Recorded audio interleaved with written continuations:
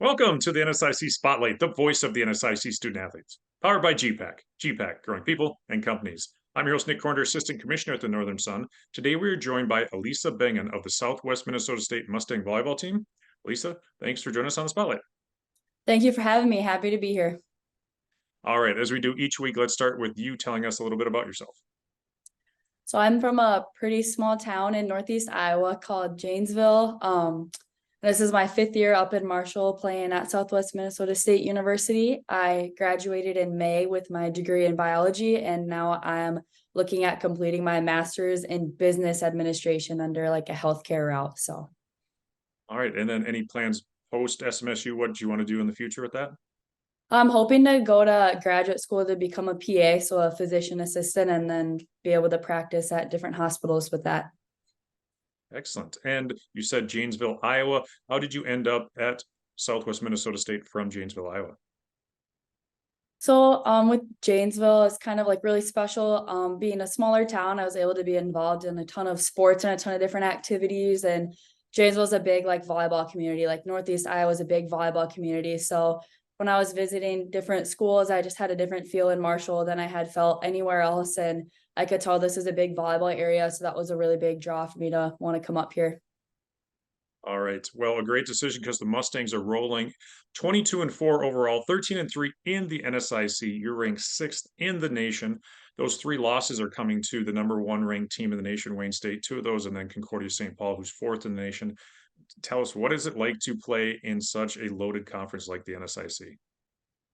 Playing in the NSIC it's a lot of fun. We have just a very unique opportunity to get to compete against some of the best teams in the division every single week. And I'm not sure if a lot of other conferences have the opportunity to say that. So it's really nice being able to lock in every week and knowing we're playing good teams every week instead of maybe taking a week off here and there. It's just so great to constantly be playing great volleyball and get to watch other teams play great volleyball.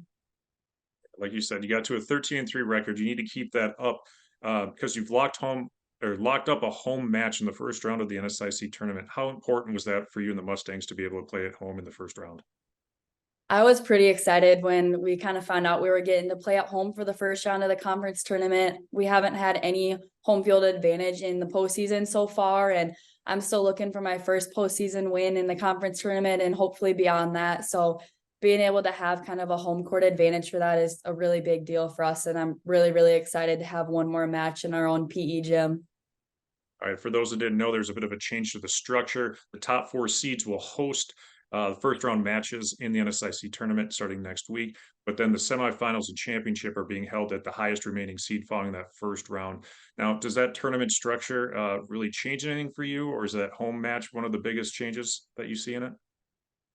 Yeah, it's just really makes a difference with the home court advantage is just the biggest thing. Obviously, if you're going to be in a gym of 1,000 people, you want them cheering for you and not against you. But either way, it's a really competitive tournament. And we always kind of talk about on our team, we'd rather be in a loud gym and have everybody be cheering against us than be somewhere where it's quiet, just because it helps us be competitive and have some intensity when we have some noise in the gym. So All right, so for you, you're averaging over 10 assists per set, but you're also over 3 digs per set. You have over a kill per set. You're hitting over 300. How would you describe your style of play?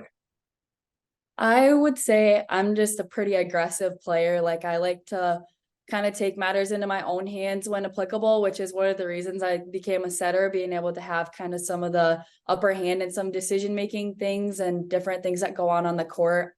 I like to do what I can to help our team win. And I kind of was able to be more of an aggressive setter in high school, which helped me once I got here kind of be able to continue that and give SMSU something that I think is pretty unique. All right, give us a little bit deeper of a dive into the role of a setter on the team. What are your responsibilities from the serve to that kill? So it's honestly a lot more thinking than you maybe would think, because you have to look at the opponent's blockers and look at who you have in the front row, look at who's passing where, who's switching from where, and try to get people lined up over who you think is their best matchup, getting people in different routes where they're more comfortable or where you think they might be more successful. And then obviously you do all the planning, but you still have to execute. So you still have to locate the ball well when you're setting. You still have to focus on defending and blocking as well, so that you're still giving your team a chance to win points, even if, it's not by you setting up that assist. So just a lot of thought process going into it and making sure you're staying focused and executing everything you're thinking about. All right, setting up some teammates. Tell us about some of the other Mustangs on this year's team. So for kind of more like returners, we have Sari Keel on the outside, who she played quite a bit last year and had some time on the court her freshman year. We actually knew each other in high school through some club things, just being from the same area. So I was pretty excited when I found out she committed here, and she's done a good job this year stepping up and being a leader for us in the front row. She's gotten a lot better at some things we've needed her to get better at. And the same goes for Emma Van Heel in the middle, just being a good player for the other players to look up to, and she works her butt off in the front row. And we always say, one thing we're not going to doubt about Emma is how hard she works. So she's a good person for everyone else to look up to. We have Brooklyn Kusler back too on the right side, making a pretty big impact. She had some big shoes to fill, and she's done a good job stepping in there. And then Mackenzie Tolk back at the libero this year has just done a great job. She's stepped into a big leadership role and done a good job of trying to help other people who might be newer to their positions or learning a different spot in the back row. And she's done a good job of leading through that and leading by example, just with how hard she plays. This weekend matches with Winona State and Concordia St. Paul. You sit third entering the weekend in the standings, but could finish anywhere between second and fourth, depending on how the weekend goes.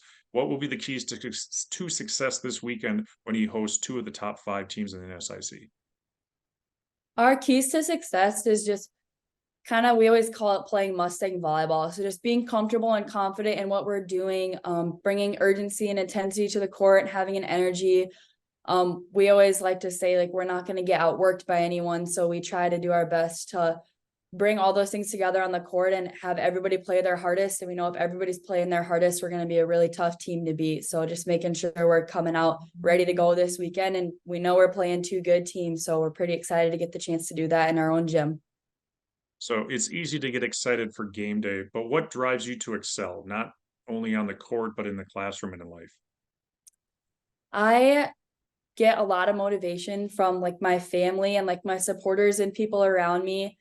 I try to expect high things of myself. I try to hold myself to high standards, but knowing I have people around me who do the same and they want to see me succeed is also a big motivator for me. I want to do things well for myself, but do things well so that they're proud of me. And with all the support they've given me, give back, I guess, a little bit to them as well. Sure. All right.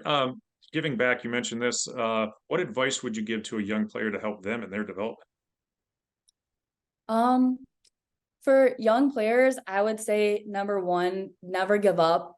Sounds kind of cliche, but things get hard and things get difficult, especially if you're trying to compete at a high level.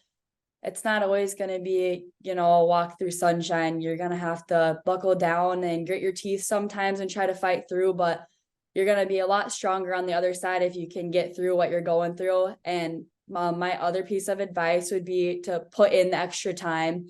There's been a couple of times I've passed up some opportunities to maybe touch the ball when I should have gone and done it and whatnot. And looking back now near the end of my career, it's, obviously hindsight's 2020, but kind of wish some of those times I would have went back to pick the ball up or done that drill or gone to that scrimmage or just found a way to touch the ball a little more and sit here and not wonder, oh, what could have been. Well, that's some great advice right there from Alisa Bengen of Southwest Minnesota State. That's going to wrap up this week's show. Thanks again to our sponsor, gpac. Best of luck to you and the Mustangs the rest of the season. Thank you very much.